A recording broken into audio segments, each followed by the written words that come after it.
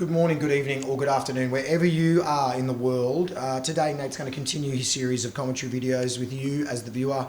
Don't forget to like and subscribe, give it a share if this issue or topic is relevant to anyone you know. But today, Nate wants to talk about terrorism. Well, today I'm going to talk about terrorism. Well, terrorism is defined as the unlawful use of violence or intimidation, especially against civilians, in the pursuit of political aims. So that's the definition of terrorism. Now, I think it's interesting, terrorism. A lot of terrorism is religiously motivated by people who want to push a religious agenda or religious ideas onto a group of people. So it's about forcing people to comply to their views. But a lot of terrorism is also about pushing a political agenda onto people. So again, it's about forcing people with intimidation and violence to comply to your views. And again, as I've said before, it comes down to this fact that we're all, in humanity, we're all individuals. We all have ideas of our own, and we group together into groups and networks of people who share like-minded ideas, and people want to push their ideas onto everyone else, and they want to force everyone else to comply and conform to their ideas. So it's all about ideas, right? So I think it's important to acknowledge that anyone who is going to go to all the trouble of building a bomb and then orchestrating a terrorist attack and planting bombs and orchestrating this elaborate plan to kill lots of people, they must very much believe in what they're doing. So I think we shouldn't dismiss terrorists as these crazies or these unintelligent people who just go around senselessly killing people. The killing is not senseless. The killing has a very specific agenda. But I don't believe in using violence to achieve agendas unless it's absolutely necessary. I do believe that there is justified use of violence. As I've said in my book, Kings of the New Age, The Quest of the Balancing Stones, Newcastle has fallen under a bikie dictatorship who are torturing the community and executing people, and the people plan a military coup to overthrow the regime. Now, that's necessary use of violence. There is necessary use of violence, but preferably, because we all have to accept that each other have different ideas, and we don't have the right to force people to adopt our ideas, especially when it's religion and crap like religion. Now, it causes so much violence, people trying to force people to comply to religious ideas and religious values, but the same applies to political ideas and political values. People want to enforce their political values onto other people instead of respecting their agency to adopt their own beliefs. But, I think we have to acknowledge that a lot of terrorists, their agenda is change. The agenda is to change what is happening. They see something that they don't like with the way the world is run, and they want it to change, and they think violence is the means to achieve that change. So I think a lot of it can be seen as desperation. It's like Hamas. They're very desperate people, the people in Hamas. They feel Israel has wronged them, and they feel that they have no power to change what Israel is doing unless they use violence. So they use violence, and they view themselves as freedom fighters. So I think when we assess terrorist groups, we have to look further than just saying they're violent maniacs who are killing people. I think we have to assess what their agenda is, and we have to try and comprehend what their agenda is and what it is that they want to achieve, because people don't just run around. Some people do run around killing people senselessly, but that's very rare. Most people who run around killing people, they have very specific agendas, and sometimes they're very intelligent, and they have very specific goals in mind, and they're trying to use fear and intimidation and violence to force people to comply to their worldview. So, it's like I said, it's like Hamas. They view themselves as freedom fighters. They don't view themselves as terrorists. They view themselves as a military outfit who are freedom fighters fighting for the freedom of Palestine. They're very righteous, and I think a lot of terrorists are very righteous. They absolutely feel their agenda is correct, their views are correct, and they use violence to force others to comply to their agenda and their views. So we shouldn't simplify terrorism as just senseless violence, because anyone who's willing to go to all that effort to commit those attacks, they have a very specific goal in mind and they have a very specific agenda. So don't simplify your assessment of terrorist groups. So, I think people are desperate, and I think people absolutely feel that they are right. I can't ever support anyone who wants to use violence to enforce religion. It's so ridiculous. But I do see some groups who use violence to enforce political views. I don't agree with their choice. I believe that we should achieve change through reform and through democratic process and through debate and through going around and talking to people about what our ideas are.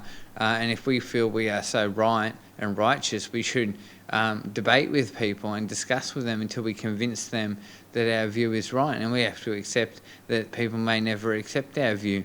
But I do think some groups of terrorist organisations are so desperate, and I think there have been terrorist organisations throughout history who have fought just causes. The defining point is that they're not an established military.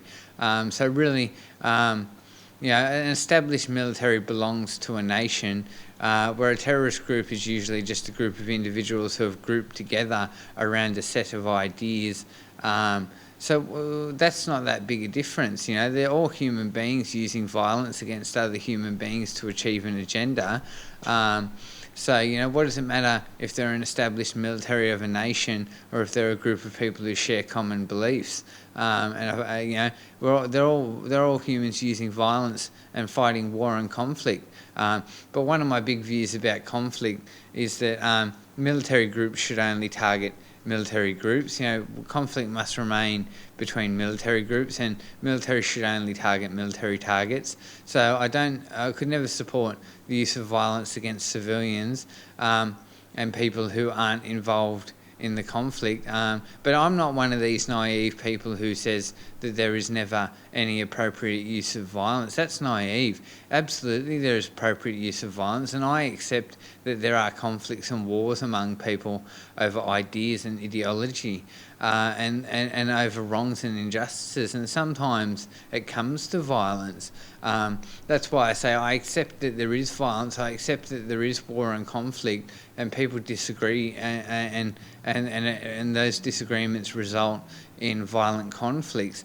But I say that military conflicts must remain between military targets. So that has to be the rule of war. We shouldn't ever target civilians, people who aren't involved in the argument. But really, it all comes down to arguments, doesn't it? And this is why I said in my video on war and conflict, I've lost hope in world peace because I realise that people don't agree. And people can agree in one generation, they can come to some consensus about what is right and what is the way forward and how society should be run. Then a few generations pass and it goes back the other way. So I just see there's going to be ongoing conflict, and this is what I said in my video on war and conflict. And I just see terrorist groups as another group of people frustrated, wanting to push their agenda onto other people. And this is why I say we've got to accept that people don't share the same agenda, and they never will. We'll never end the fighting because people are always going to disagree. So I want people to remember that anyone, as I said, who goes to all that effort to be a terrorist and to attack people must really believe that they are right, and must really think that their cause is just. Because people don't just go around killing people. These people have specific agendas, and they are righteous, and they feel their cause is just. And I've said the same thing about Hitler. He thought he was a champion. For all the evil he did in the world, he absolutely believed he was serving God, and that he was going to do good in the world, and that killing the Jews was the right thing to do. So whenever we assess people who use violence against other groups of people, we must remember that most of the time they view themselves as right and righteous. So don't just dismiss them as loonies. That's a simplification of their agenda and their thinking.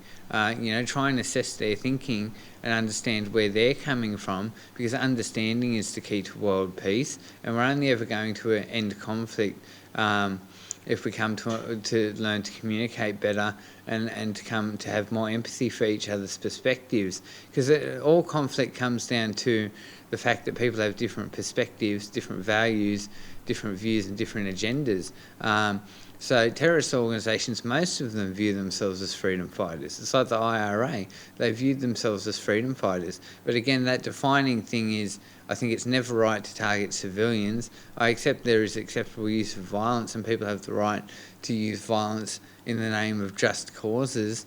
And those circumstances have certainly arisen many times throughout history.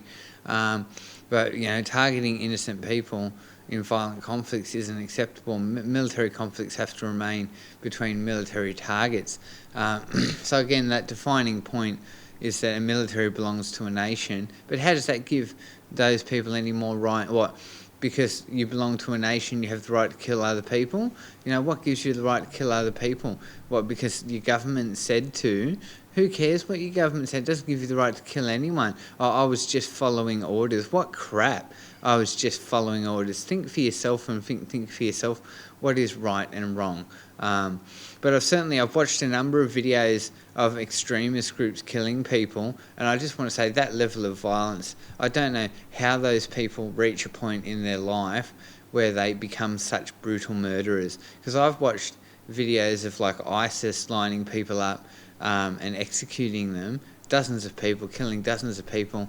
And when I was a teenager, I saw a cut on the internet. I saw some beheading videos and some execution videos, and I just can't understand how people can get to that point in their psychology and their thinking where they start to behave that way. So I think people spiral out of control at a certain point and become monsters. So there's some thoughts on terrorism. Drop a comment in the comment section about what you think about terrorism.